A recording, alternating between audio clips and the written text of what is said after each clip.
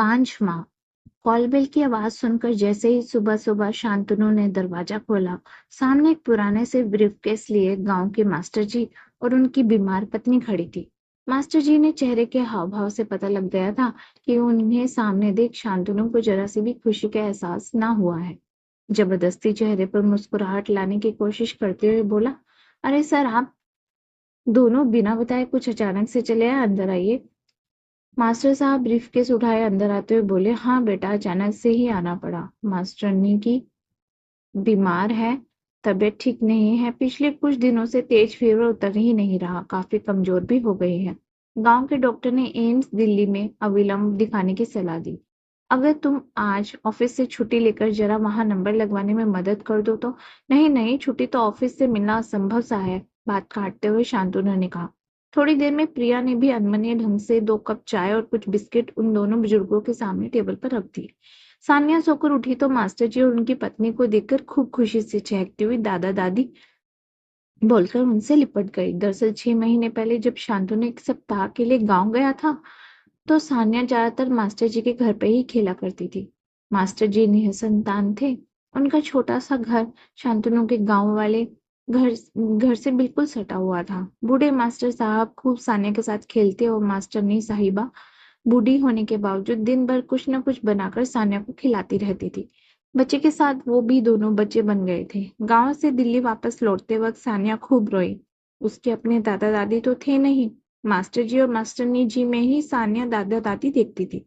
जाते वक्त शांतनु ने घर का पता देते हुए कहा कि कभी भी दिल्ली आए तो हमारे घर जरूर आए, बहुत अच्छा लगेगा। दोनों बुजुर्गों की आंखों से सान्या को जाते देख आंसू गिर रहे थे और जी भर भर के आशीर्वाद दे रहे थे।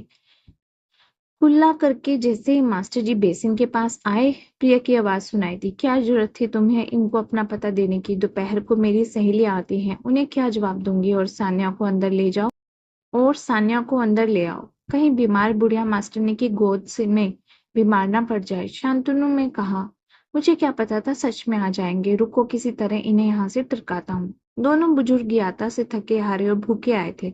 सोचा था कि बड़े इत्मीनान से शांतनु के घर जाकर सबके साथ आराम से नाश्ता करेंगे, इस कारण उन्होंने कुछ खाया पिया भी नहीं था।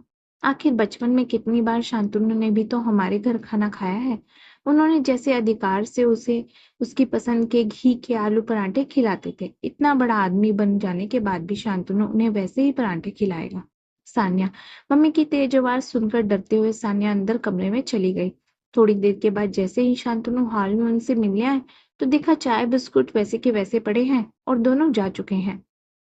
पहली बार दिल्ली आए दोनों बुजुर्ग किसी तरह टैक्सी से एम्स पहुंचे और भारी भीड़ के बीच थोड़ा सुस्ताने के लिए एक जगह जमीन पर बैठ गए। तभी उनके पास एक काला सा आदमी आया और उसके गांव का नाम बताते हुए पूछा, आप मास्टर जी और मास्टरनी जी है ना? मुझे नहीं पहचाना, मैं कल्लू, आपने मुझे पढ़ाया है। मास्टर जी को याद आया, ये बटेसिन हरिजन का कल्लू है, साफ सफाई का काम करता था।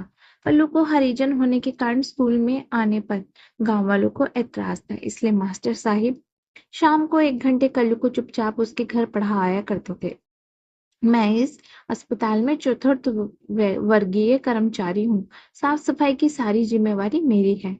फिर तुरंत उनका ब्रीफकेस सर पर उठाकर अपने एक रूम वाले छोटे से क्वार्टर में ले गया। रास्ते में अपने साथ काम करने वाले लोगों को खुशी खुशी बता रहा था, मेरे रिश्तेदार आए हैं, मैं इन्हें घर पहुंचाकर अभी आता हूँ। घर पहुंचते ही पत्नी को सारी बात बताई। पत्नी ने भी खुशी खुशी तुरंत दोनों के पांव छुए, फिर सब मिलाकर एक साथ गर्मा गर्म नाश्ता किया। फिर कल्लू की छोटी सी बेटी उन बुजुर्गों के साथ खेलने लगी। कल्लू बोला, आप लोग आराम करें, आज मैं जो कुछ भी हूँ आपकी बदौलत ही हूँ।